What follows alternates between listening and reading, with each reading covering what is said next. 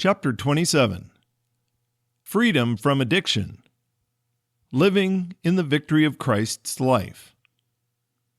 Key objective: to help readers understand addiction as a spiritual issue rooted in disconnection, deception, and self-sufficiency, and to guide them into practical freedom through the grace of Christ and the power of His indwelling life. If the Son therefore shall make you free, ye shall be free indeed.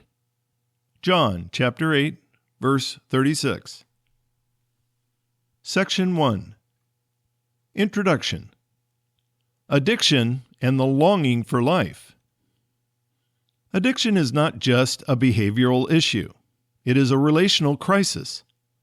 Beneath the surface of, "I must have it," "I cannot stop," or "I want more," lies a deeper longing, a God-given desire for connection, identity, and love. Addiction is the human attempt to meet spiritual needs apart from God. It is a symptom of deeper wounds, loneliness, trauma, disconnection, and lies believed. But the good news is this: Jesus did not come to manage your addiction. He came to be your life. Addiction is not ultimately about what you are coping with. It's about who you are deriving from. Every act of dependency reveals a spiritual root. The flesh tries to self-soothe. Christ offers Himself as the sufficient source. True freedom is not behavioral control. It is life exchange. Section 2. Addiction and the illusion of control. The world says, "Try harder, take control." But addiction reveals we are not in control. We are dependent beings who were never designed to live apart from God. Common addiction mindsets. I must have this to cope. I can't stop. It's who I am. No one really loves me, so why try? Yet Christ offers a better word. You are free, and I am enough. Illustration. Think of a hamster wheel. The faster you run, the more exhausted you become, yet you're still in the same place. This is addiction's false promise of control. Conversation starter. When did you realize your coping mechanism was not actually helping you cope? Section 3. Understanding addiction through a grace-faith lens. Addiction forms when we try to meet God-given needs, love, significance, security, through flesh-driven means. But we were never designed to be our own source. Stand fast, therefore, in the liberty wherewith Christ hath made us free. Galatians chapter 5, verse 1. Grace is God in action, His sufficiency at work in us. Faith is our response, receptivity to His indwelling life. Consider the following comparison between the two approaches to overcoming addiction: the flesh-driven approach and the grace-faith or derivative approach. When we consider the source of strength for overcoming addiction, the flesh-driven approach focuses on self-effort and willpower. The grace-faith approach focuses on Christ's indwelling life. When we look to the motivation for overcoming addiction, the flesh-driven approach focuses on fear, shame, self-protection. The grace-faith approach focuses on love, trust, and receptivity. When we consider the goal of overcoming addiction, the flesh-driven approach focuses on behavior modification. The grace-faith approach focuses on heart-level transformation through Christ.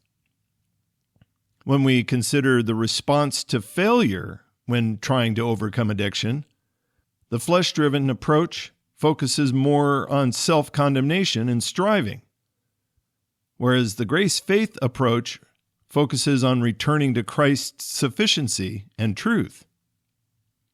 Finally, when we consider the outcome of overcoming addiction, the flesh-driven approach focuses on exhaustion, cycles of relapse, whereas the grace-faith approach focuses on rest, ongoing growth in freedom through union with Christ that's indwelling. Reflection questions. Which of these two approaches best describes how you've tried to handle your struggle? What would it look like to shift from striving to deriving in your own journey? Section 4. Lies, loneliness, and self-sufficiency. At the root of addiction are lies and isolation. Some common lies are, "I'm not enough," or "I am too broken to be loved," or "If people knew the real me, they'd reject me." Consider the comparison between false derivation versus true derivation when it comes to overcoming addiction. False derivation focuses on self-soothing through behavior. True derivation in Christ focuses on resting in Christ's sufficiency. False derivation, or the flesh, is driven by shame or pain. True derivation in Christ is anchored in unconditional love. False derivation seeks to control and escape. True derivation yields to grace and renewal. False derivation results in temporary relief. True derivation in Christ focuses on eternal identity and peace. Freedom is not found in managing behavior. It's found in shifting the source. Illustration. Picture a plant trying to grow in a dark closet. It may stretch toward any crack of light, but it becomes weak and pale. Similarly, addiction is often our stretched attempt to find life in dark places. Discussion points. Share about a time when connection helped you choose differently. Describe a moment when you felt truly seen and accepted. How has isolation contributed to your struggles? Section 5. Destructive behaviors. A cry for love. Every addiction is a symptom of a deeper cry. A cry to be seen, a cry to feel loved, a cry to escape the ache of loneliness or shame. But destructive behaviors cannot heal what only God's love can. It is not good that the man should be alone. Genesis chapter 2, verse 18. Reflection question. What is the unmet need beneath your struggle? How can you open your heart to receive from Christ and others? Section 6. The role of trauma, depression, and isolation. Many addictive cycles begin with unresolved trauma or emotional pain. Shame tells you to hide. Pain tells you to escape. But Jesus tells you, "You are not alone." The lie of addiction says, "You are what you crave." But Christ says, "You are who I indwell." Victory begins not with fixing behavior, but with embracing who you are because of whose you are. 4 biblical responses to emotional pain. 1. Admit your wounds honestly. Psalm 147, verse 3. 2. Trust Christ's presence in the pain. Matthew chapter 28, verse 20. 3. Confess and receive grace. 1 John chapter 1, verse 9. And 4. Hope in His transforming work. Philippians chapter 1, verse 6. Illustration. Think of emotional wounds like a broken bone that was not properly set. It may have healed, but not correctly. Just as a doctor might need to re-break and reset the bone, healing sometimes requires revisiting pain with proper support. Group discussion questions. What safety measures do you need to face painful memories? Who are your safe people for this journey? How do you distinguish between helpful processing and harmful rumination? Section 7. The Battle of the Mind. Freedom begins in the mind. Every addictive pattern is reinforced by a lie. Transformation comes by replacing those lies with truth. Be ye transformed by the renewing of your mind. Romans chapter 12, verse 2. Mind renewal strategy. Identify recurring lies.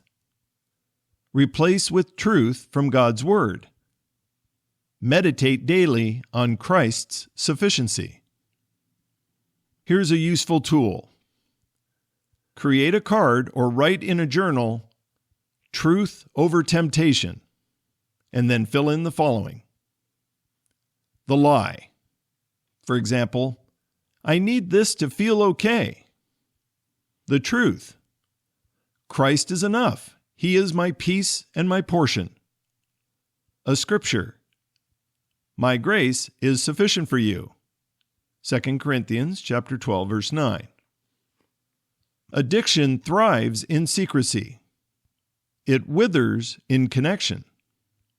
God setteth the solitary in families. Psalm 68, verse 6. Section 8. Christ in you, the truth that sets you free. I am crucified with Christ, yet not I, but Christ liveth in me. Galatians chapter 2, verse 20. Jesus did not come to enhance your old life. He came to be your life. You are not striving to overcome. You are learning to derive from Him. Victory is not something you achieve. It is someone you receive. Illustration. Consider a space heater versus the sun. The space heater works hard to produce warmth, while the sun simply is warmth. Similarly, we often exhaust ourselves trying to produce what Christ already is within us. Personal inventory questions. Where are you still trying to produce what Christ wants to be for you? What would it look like to rest in His sufficiency today? Section 9. Community and connection. The healing power of love. Freedom is not just personal. It is relational. We need others. We need grace-filled relationships where we can be known, loved, and reminded of truth. Reflection.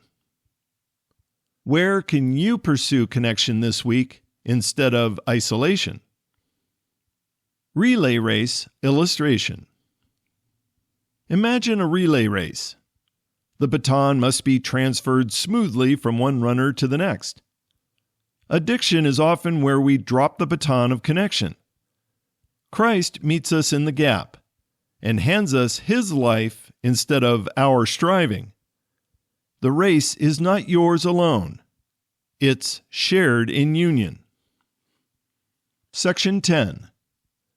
Living in the victory of Christ's life. Jesus did not come to help you manage your addiction. He came to put it to death and replace it with Himself. I am come that they might have life, and that they might have it more abundantly. John chapter 10, verse 10. You are not fighting for freedom. You are living from it. Comprehensive Study and Reflection Guide. 1. Grace-faith perspective. How does seeing addiction through grace and faith reshape your view? 2.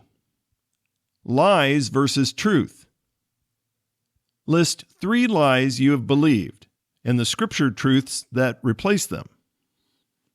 3. Self-sufficiency inventory. Where are you relying on your own strength? 4. Galatians chapter 2 verse 20, personal application. What does it mean to live as crucified and risen with Christ? 5. Daily renewal plan. Design a 3-step plan to renew your mind in Christ each day. And 6. Grace-faith action step. Choose one specific way this week to trust Christ instead of coping. Closing prayer. Lord Jesus, I come to you not as one who must conquer, but as one who confesses my need and receives your victory. You are not asking me to be strong in myself, but to trust in your life within me. Thank you for loving me perfectly, even when I have sought lesser loves to numb my pain. I renounce the lie that I must manage, perform, or overcome on my own. I declare the truth. You live in me, and you are enough. You are my freedom, my peace, my strength, and my life. I am not alone. I am not condemned. I am not broken beyond repair. Because you are in me, I am free indeed. Teach me to recognize the triggers of striving, shame, and isolation, and instead turn to you as my source. Reframe my thoughts with your truth. Restore what trauma has distorted. Fill the empty places with your love. Surround me with others who speak life. Today, I choose to rest in your sufficiency, to walk by faith in your indwelling presence, and to trust you moment by moment. Let your life be expressed through mine, not as effort, but as overflow. Thank you for setting me free. I receive that freedom now. In your name, Jesus, I rest and I rejoice. Amen.